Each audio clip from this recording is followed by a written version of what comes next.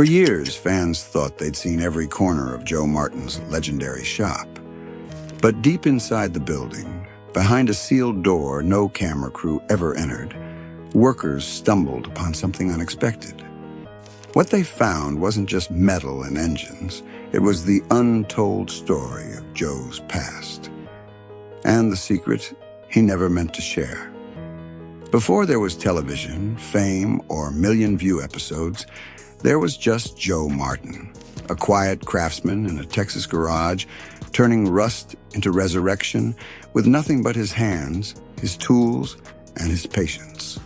Long before Iron Resurrection made him a household name, Joe was already a legend among builders. Not for flash, not for fame, but for focus. Every curve he welded, every line he shaped, carried the soul of someone who understood that machines weren't just metal. They were stories waiting to be told again. Fans called him the mechanic's mechanic, the kind of builder who didn't just fix cars. He restored their dignity. While other shows chased drama, Joe chased detail.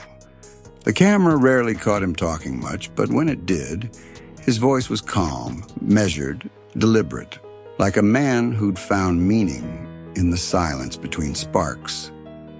At Martin Broadus Customs, tucked deep in the heart of Texas Hill Country, Joe built more than motorcycles and hot rods.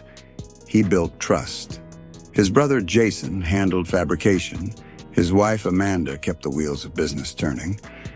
And together they created something that felt more like family than a TV production. But even a master can hide mysteries within his masterpiece. Behind every polished chassis and televised build, there were whispers of unfinished projects, lost prototypes, and one door inside the shop that no camera had ever entered. Joe never spoke about it. When asked, he'd smile and change the subject, saying only, "Some things aren't meant for TV." It was a statement that both intrigued and unsettled fans who knew that every legend leaves behind one secret, the one project that defines the man himself. For years, Iron Resurrection showed us what Joe Martin created. But behind that sealed door, hidden in the shadows of his own shop, was what he'd left unfinished. And when the day finally came, that door was open. The truth about Joe's past would surprise everyone, even him. For years, whispers surrounded Martin Broadus Customs like smoke from a welding torch. Loyal fans who'd visited the shop swore there was a part of the building they weren't allowed near. A corner sealed off by old tool cabinets and decades of dust. It wasn't on any tour, never mentioned on Iron Resurrection, and even longtime employees avoided talking about it. They'd simply shrug and say, "That's Joe's space." The rumors started online in fan forums and Facebook groups dedicated to the show. Some claimed it was where Joe stored the first custom bikes he ever built, prototypes from his early biker build-off days. Others swore it was a secret room filled with failed experiments, machines that didn't make the cut. A few even speculated it held something personal, a build tied to a tragedy, or an idea too emotional to finish. When fans asked Joe directly during live Q&As, he'd smile that calm, unreadable smile and say, "There's nothing back there worth seeing." But to those who knew him, that answer only made the question louder. Joe Martin wasn't the kind of man to hide junk. If something was sealed, there was a reason. Over the years, new walls were built, equipment moved, and that corner slowly faded from sight, a ghost space within a living, breathing shop. Employees joked that it was the shop's Bermuda Triangle. Others said that when the grinders stopped at night, you could hear the faint echo of an unfinished project, one that had never left the floor. It became part of the Iron Resurrection mythos, the locked room, and the unseen chapter in Joe's story. And while most dismissed it as fan fiction, those who had worked beside Joe the longest knew better. Something was there, something left untouched. Not by accident, but by choice. It happened almost by accident. During a recent remodel of Martin Bros Customs, the crew decided to expand the main floor, tearing down a wall that hadn't been moved in over a decade. But as one of the younger welders began clearing out an old set of cabinets, his hammer struck something unexpected. Metal, thick and hollow. Behind the storage units was a narrow seam welded shut. At first, they thought it was just part of the original structure. But when the shop foreman brought Joe over to take a look, his reaction said everything. He froze, eyes narrowing, as if recognizing something that should have stayed buried. The crew waited for instruction. Joe didn't say a word, just turned, walked away, and told them to leave it for now. But curiosity has a way of getting louder when it's ignored. Later that week, while Joe was out filming, the team decided to investigate. Sparks flew as the grinder cut through the old welds, releasing a smell of aged metal and dust that hadn't been disturbed in years. When the final seam gave way, the door creaked open, and what lay beyond stopped everyone in their tracks. The air inside was stale, heavy with oil and silence. A single light bulb hung from the ceiling, still wired, but dead. On the floor, footprints in the dust led nowhere. The room was smaller than they expected, maybe 20 feet across, but packed wall to wall with mystery. Shapes under tarps, tools still arranged on a workbench, a half-drained bottle of motor oil beside a rusted stool. It looked as if someone had stepped out mid-project and never returned. When Joe came back and saw the door open, he didn't yell. He just stood there quietly, staring into the darkness. "Guess you found it?" he said softly. The first step into the sealed room was like stepping through time. The light from the shop barely reached past the doorway, slicing through decades of dust. Each shape beneath the tarps loomed like a ghost, the kind of presence only unfinished work can hold. The crew hesitated to touch anything, afraid to disturb what felt sacred. One by one, they peeled the covers back. The first revealed an old motorcycle frame, half-painted, the design unlike anything Joe had ever shown publicly. The second was an engine, hand-engraved, polished but incomplete. On the workbench lay blueprints, sketches, and photographs layered in dust thick enough to hide the ink. When they blew it off, the date at the top read 2004. Among the clutter were personal things: a worn-out pair of gloves, a radio still tuned to a classic rock station, and a faded shop rag folded neatly beside an unopened envelope. Everything in the room screamed history. It wasn't chaos. It was a pause button that had never been unpressed. "Look at this," one of the crew whispered, lifting a yellowed folder labeled Project Resurrection. The pages inside were filled with hand-drawn concepts for motorcycles and hot rods that had never made it to television. Builds Joe had designed for himself, not for the show. What struck them most was how deliberate everything felt. Nothing was discarded or abandoned. It was preserved. It was as if Joe had locked away the purest version of his craft, untouched by cameras, contracts, or fame. When he finally stepped inside, Joe didn't look angry. He just smiled faintly, his hand brushing the wall as if greeting an old friend. "Haven't seen this in a long time," he murmured. "Some of this I'd almost forgotten." No one dared ask why the door had been sealed. But as Joe stood there in the silence of his own past, everyone could feel it. This wasn't a workshop. It was a memory, welded shut. Under the first tarp lay a shape every longtime fan recognized immediately. A motorcycle frame with the unmistakable Martin Bros geometry. The design was elegant, raw, and powerful, like it had been built with both precision and emotion. One of the welders gasped. "That's the bike," he whispered. It was a half-finished build from Joe's early biker build-off days, a project that vanished after filming wrapped, leaving fans wondering if it had been sold, scrapped, or stolen. For nearly 20 years, its whereabouts had been unknown. And here it was, perfectly preserved, like Joe had just stepped out for lunch 2 decades ago. Beside it sat 2 concept sketches taped to a corkboard. The paper had yellowed with age, but the title at the top was still visible: Project Resurrection.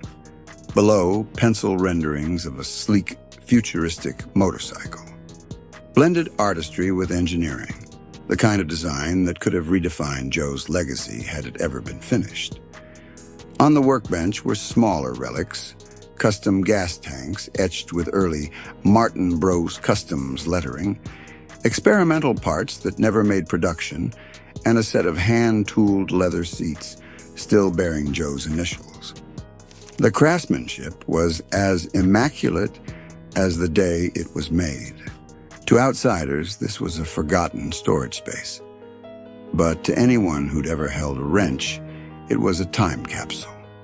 A moment when a young builder was chasing perfection, before TV, before fame, before the pressure. These weren't just prototypes. They were dreams that got paused when life got too loud. As Joe quietly traced the lines of the old frame, his expression said it all. Some builds are left unfinished, not because you fail, but because they're pieces of you that the world isn't ready for yet. Stacked beside the metal and machinery were boxes, old, weathered, and heavy with the weight of memory. Inside were photo albums, flyers from long-past car shows, and handwritten notes from Joe's wife, Amanda.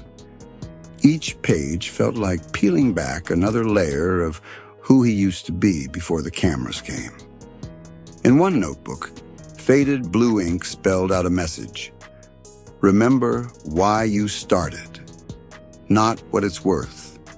Amanda had written it during the first season of Iron Resurrection, when the spotlight was new and overwhelming. Another letter, folded neatly beside it, read, "No matter how big it gets, promise me you won't lose what makes you real." There were photos too, some never seen by fans. Joe and Amanda at small Texas swap meets, long before TV producers showed up. Jason Martin covered in grease, laughing beside a half-built hot rod. Even a few early shots of their crew, the same people who'd become family on screen. The most emotional find, though, wasn't a photograph. It was a small silver keychain engraved with the initials JM plus AM. The metal was worn smooth, clearly carried in a pocket for years. It was simple. But in that room full of machinery and steel, it stood out as the most human thing there. When Amanda walked into the room later, she stopped dead in her tracks. Her eyes welled up as she saw those letters, the flyers, the old love notes. "He used to say this room was just storage," she whispered. "But it's not. It's us." In that moment, everyone realized this wasn't a secret workshop. It was Joe Martin's memory box, the one place he'd kept untouched, preserving the people and passion that built his world. Among the boxes was something small but heavy, a leather-bound notebook, worn from years of use. Its pages were covered in pencil sketches, budget notes, and reflections written in Joe's familiar, blocky handwriting. It was a shop journal, a blend of design, blueprints, and personal confessions.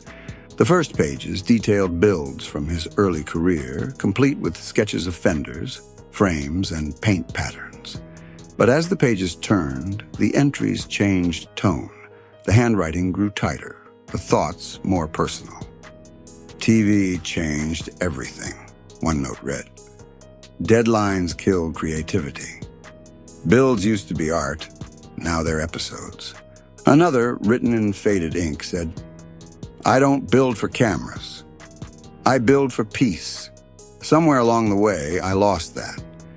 He wrote about exhaustion, about missing time with Amanda, about the pressure to live up to a reputation that felt heavier with every season.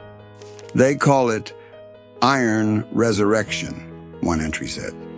But sometimes I wonder what's left to resurrect in me. In the margins were sketches of a motorcycle, unlike any other. Minimalist, refined, spiritual almost. It carried no logo, no branding, just a single note underneath. The last build. That name echoed through the room like a whisper. The last build wasn't just a machine, it was a statement. A project meant to bring Joe back to himself. And when the crew turned to look at him, he was already standing near the far corner, staring at a frame covered in dust. He smiled, almost bittersweet. "Yeah," he said quietly, "I remember that one." And with that, everyone in the room knew this discovery wasn't just about metal or memories.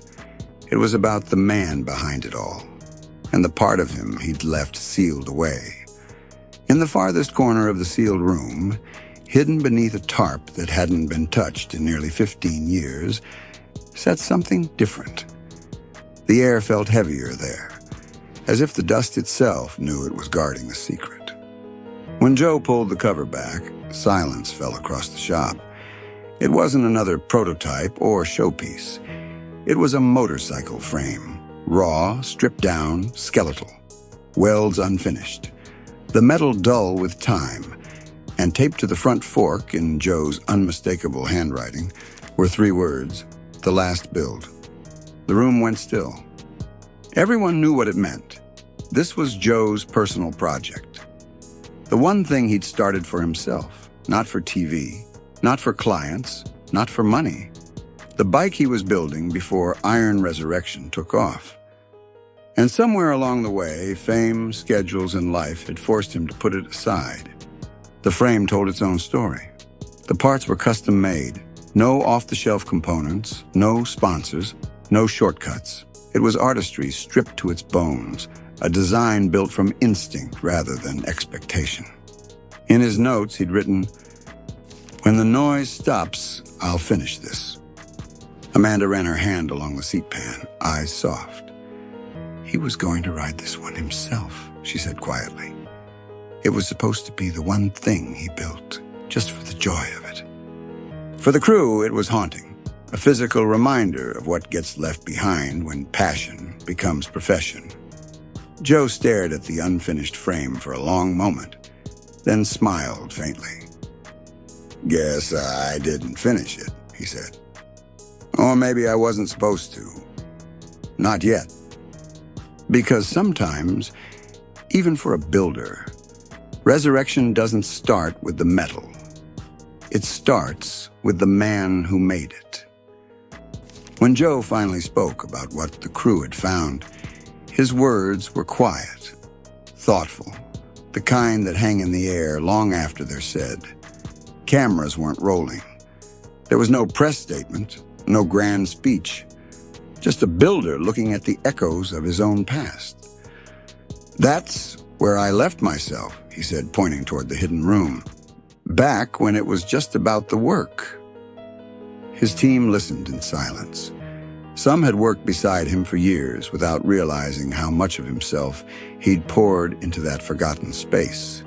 He explained how he'd sealed the door during a rough patch in his life, when the pressure of deadlines, sponsors, and public attention had started to bury the joy that first drove him to build. "It stopped being fun," he admitted. "And when something you love starts to feel like work, you gotta protect a piece of it before it disappears completely." It wasn't sadness in his voice. It was closure. Every relic, every letter, every unfinished project in that room was a reminder of who he'd been and why he started. The fame hadn't changed Joe Martin. It had just tested his resolve to stay true to himself. He walked over to the last build, placed his hand on the cold metal, and said something no one forgot. "This isn't about finishing something. It's about remembering who you were when you started." And in that moment, the sealed room wasn't a secret anymore. It was a mirror, reflecting the man, the mission, and the meaning behind Iron Resurrection. When word spread about the discovery, fans from around the world flooded Joe's socials with messages of support. They weren't asking for photos or blueprints. They were thanking him for proving that even legends struggle to stay connected to what they love. The hidden room wasn't about mystery anymore. It was about legacy, the kind built not from fame, but from authenticity. Inside those dusty walls, fans saw the real Joe Martin, the artist, the husband, the craftsman, who never forgot why he picked up a wrench in the first place. Joe eventually reopened the room, not as a display, but as a workshop. He hung a small sign over the door that read, "Private, but not forgotten." From time to time, he'd step inside alone, dust off a piece of the past, and sketch something new. And yes, the last build still waits in that corner, frame untouched, gathering dust and meaning in equal measure. Joe says he'll finish it when the time feels right. Maybe he will, maybe he won't. But that's the point. Some stories are better left open. A reminder that creation never truly ends. It just changes form. Behind the door wasn't a secret or a scandal. It was the heart of a builder, the place where passion lived long after the spotlight dimmed. In the quiet hum of the shop, you can almost hear it, the faint rhythm of a man who never stopped building. Joe Martin's legacy, built, lost, and found.